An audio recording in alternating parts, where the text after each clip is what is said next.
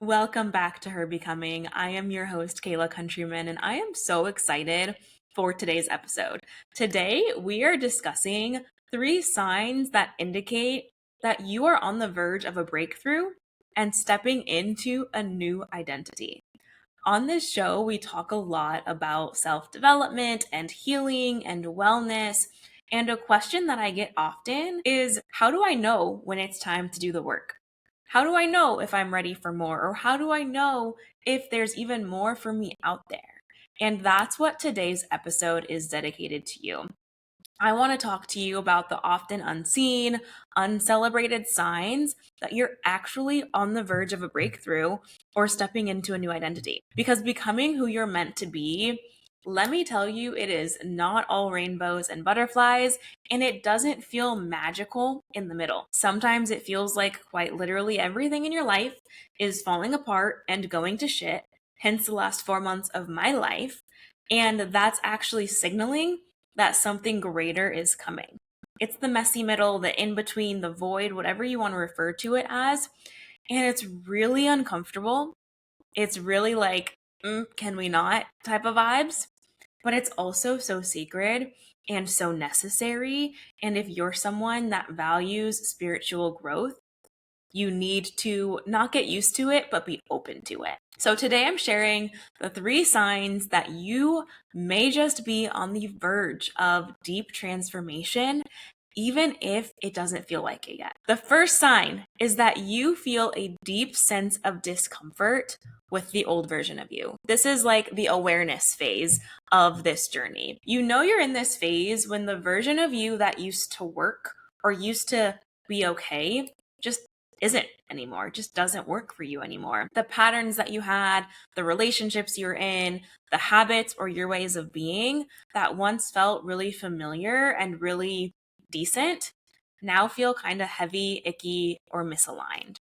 You might find yourself saying things like, I can't pretend this is fine anymore, or this doesn't even feel like me anymore. I don't recognize myself.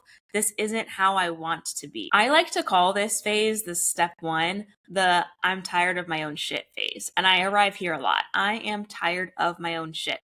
It's when you start calling yourself out or like parenting and coaching yourself out of complacency.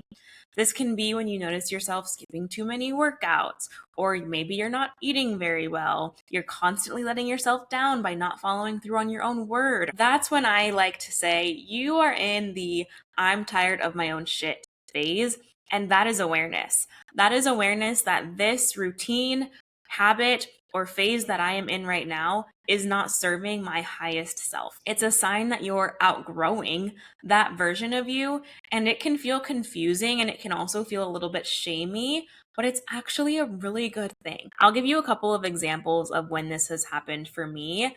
The first time I really felt in this phase was back in 2021 when I was running my business part-time and working my corporate job. And I was in a soul sucking job that was just really toxic. I was working with really tough clients. And I knew in my heart, in my soul, in my spirit, that this job did not serve me. And if I wanted to grow my business, I needed to exit. I knew it. And the way that I knew that was through the discomfort. I was starting to get really irritable and easily annoyed at that job. I was really not aligned to the type of work that I was doing. I didn't like how people were talking to me, and it wasn't something I could just brush off. It was really affecting my mental and emotional state. So I entered the I'm tired of my own shit phase. If I'm going to talk about being a full-time entrepreneur, let me be about it. And that was the first time I really remember acting on this type of awareness and making a huge life decision out of it. And that choice led me to 4 years of full-time entrepreneurship. The more recent example I have for you is the relationship I just exiting a nearly 9-year relationship because I got tired of my own shit. My own shit being putting up with someone that wasn't respecting me, putting up with someone that was constantly not meeting my needs, putting up with someone that was constantly promising they were going to change when deep in my soul, my gut, I knew that was not going to happen. I was tired of my own shit, of staying complacent in that. Neither of these examples were comfortable. Neither of these examples were like, let me just make this decision overnight and it's really fun and easy. But in both examples, I could no longer stand to betray myself for the sake of comfort or connection.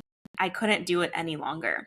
That discomfort that you get when you're sick of your own shit is information. It's information that's signaling to you that a new version of you is trying to emerge, but you have to create the space to let it. You have to make that really challenging decision that is going to create space for the blessings that are actually meant for your life. Okay, that's number one, the deep discomfort or the I'm tired of my own shit phase. The second sign that you're on the verge of a breakthrough and stepping into a new identity is that you start to get intuitive nudges, but you're not clear on the full picture or what's next yet. It's a good thing that in the episode before this one, we just talked about building your connection with your intuition. So go back and listen to episode 12 if you skipped over that one, because it's really important for this second sign. You have to know how your intuition speaks to you and how to listen to your intuition and actually take action on it in order to fully embody this step. If this is happening, you're likely sensing a shift, but you can't articulate it. You're feeling pulled in a new direction, but you don't know where you're going yet. It's the space of identity confusion is what we'll call it, where you're no longer where you were. You know you were sick of your own shit and you're moved out of that identity, but you're not quite sure who you're becoming or what's next. You just know that something is out there for you and you're willing and curious about it. It can feel really disorienting, but then things start to happen. These little nudges happen. You start seeing signs, whether you're seeing signs in nature or seeing signs in numbers or getting signs in meditation. When I left my corporate job back in 2021 to pursue full-time entrepreneurship, I kept seeing signs through meeting people who were full-time entrepreneurs in what felt like these huge batches for the first time. And it was telling me that I was capable, that I could do it, that it was time for me to take that leap. Obviously, there were other things like financially it made sense and I was making enough income and all of that good stuff. But one of the signs was through who I was meeting over and over again. You'll also start to be drawn to new ideas, new people, or even desires that you can't explain. You might start having deeper conversations and meeting people who are on a different timeline than the current version of you. So the example I just gave of meeting a lot of full-time entrepreneurs, you're going to start meeting people who speak in a different language than the people that you're currently surrounding yourself with. They show you that it's possible. They show you that your vision is real and they're able to hold you in it. You start dreaming bigger. You start dreaming differently. You probably start to receive opportunities that feel too big for you or that feel like too much for you. And you have these visions of your future that feel unreal, but also attainable because you're in that in between. You're not sure yet, but you do start to slowly believe like, okay, there is more out there for me. Even if I can't see or understand it yet, I'm at least one, aware, and now two, recognizing that it's possible for me. We humans are so greedy and we think that we just deserve every single answer and to know what's coming in our life step by step, day by day, in order for something to be right for us. But the reality is, if you're in this space where you're getting the subtle nudges, you're not going to have all the answers. You're not going to know what's next. You are exactly where you are meant to be in your timeline, and you need to reframe the uncertainty into excitement. It's the void that you're in. It's the cocoon. I am so into looking at the life of a butterfly in looking at transformation. And when you're in that cocoon, you're kind of just hunkered down, waiting for the next phase. The caterpillar doesn't know it's going to become a butterfly. It's in the cocoon, waiting for what's next in that emptiness. No idea of all this potential that lies ahead. And the key is not to rush this, not to define this, not to fix this, just to stay open, just to be aware of the signs, write them down. Allow it to be playful and light and fun and stay with it. When I'm in this phase, which I'd say I'm even in this phase right now, I like to say every morning after my meditation, "Dear God, show me how good it can get." And that is just opening you up to what's coming. The third and final sign that you're on the verge of a breakthrough and stepping into this new identity is that you're experiencing unexpected emotional waves. This one isn't that sexy, y'all, but it is so true. You might be feeling spouts of grief, anger, sadness, even rage that seemingly comes out of nowhere. A lot of tears, so many tears in this phase that may not make sense or may not be super clear in the moment, especially for women in our cycle. In that luteal phase, you might be getting hit hard. You're releasing emotions that you thought you've already healed. And it can even show up as physical illness or pain, but this is just an emotional clearing. It's your body and your soul making space and releasing the old energy tied to the life that you thought you'd have. Oof, that hits for me. Even a few weeks ago around the Capricorn full moon in early July, I was releasing so much through tears, you guys. I was crying nonstop, just crying so much, more than I have in the last few months. And I immediately knew it was exactly this type of emotional clearing signaling something is coming, because I am a full believer that breakdowns have to happen in order for you to reach your breakthrough. So that is sign number 3. Now, each of these signs are happening in that in between before you reach that breakthrough or before you reach that higher timeline. So it's really important that you nurture yourself no matter which phase of this you're in. So let's talk about things that you can do to stay grounded, things that I do to stay grounded when I find myself in any of these phases. The first one is rest.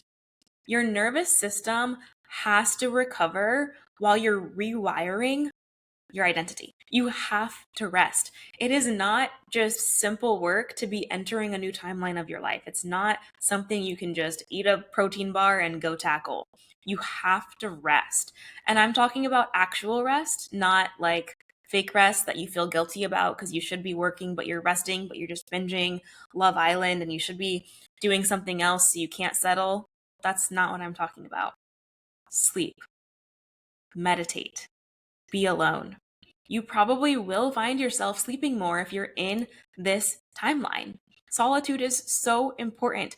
Allow yourself to just sit in silence. Do the meditations. Sit with your journal and write. You don't need constant stimulation. This is a side conversation for another episode, but our society is so overstimulated. You don't need to listen to music to go for your walk all the time. You don't need to have background noise on while you're cooking breakfast. You are allowed to just be with yourself and allow what is meant to come to you to come to you. I'm not shaming you for listening to music or putting on the TV or whatever it is, but just know if you are wanting to step into this higher timeline, you are going to need to go inward, get comfortable with silence, and get really cozy with spending time by yourself. The next is getting back to your rituals. We talk about this all the time on this show. Simple things like getting back into your morning routine, journaling, meditating, going for a walk, just practicing consistency. We know how important consistency is for achieving quite literally anything in this world. So the more consistent you can be with your morning routine and with your foundation, that is going to set you up for success on what's coming. You don't know what's next, and that's okay. But being consistent in the things you do have control of right now, like your morning routine and your diet and your movement, that's going to help prepare you so that you're ready for what's next. Another thing that keeps me grounded when I'm evolving is movement and letting my body lead. Yes, I go to Pilates. Yes, I go to the gym. Yes, I play outside. All of that is great, but specifically dancing and singing here. When you are on the verge of a breakthrough and stepping into a new identity, you really want to use movement to connect with that inner child version of you and to really ground into your being. Especially for women, we do that through singing and dancing and connecting to the divine feminine. One of my favorite tips for you that I live by is my inner child playlist. Make a playlist of music that you loved to listen to when you were a child and a teenager. Mine is filled with Hannah Montana and Taylor Swift and Destiny's Child and all the things that I would want to put on to dance to and like make up routines with my friends. That's what's on the inner child playlist. Put that on, crank it, sing, dance. Those types of movements are so healing when you're in this in between. And then last, but probably the most important, is your community. It is who you're surrounding yourself with. We already know that the people that you surround yourself with have a huge impact on the person you're becoming. So find people who see you, who hold space for this version, even if you can't fully see her yet, and release the ties of people who are anchoring you down, who are keeping you small, who are preventing you from bravely stepping into this new timeline. And most importantly, there's no rush. You don't need to label it. You don't need to identify it. Just let this phase of your life unfold as it's meant to and reframe this season. You're going to have to do a lot of reframing. I reframe thoughts every single day. It's so easy to feel like your entire world is falling apart. But what if everything that's meant for you right now is falling into place? This identity shift is not a failure. You're just shedding. You're releasing the things that no longer serve you so that you are prepared to step into the next chapter. So we're going to end this episode with another prompt. I've been liking this journal prompt at the end. I hope you all enjoy it as well. Today's prompt is, where am I being invited to let go of an old identity? And what might open up if I stop resisting the change? I will put that in the show notes for you. Just know you are allowed to not have it all figured out. You are allowed to evolve slowly and gently, and you are allowed to take up as much space as you need on your journey of becoming. That's all I have for you today. Thank you so much for being here. Please be sure to subscribe, listen, share with a friend. We will be having more conversations about healing, embodiment, and stepping into the truest version of you. So thank you for being here, and I will see you next week. Until then, be well.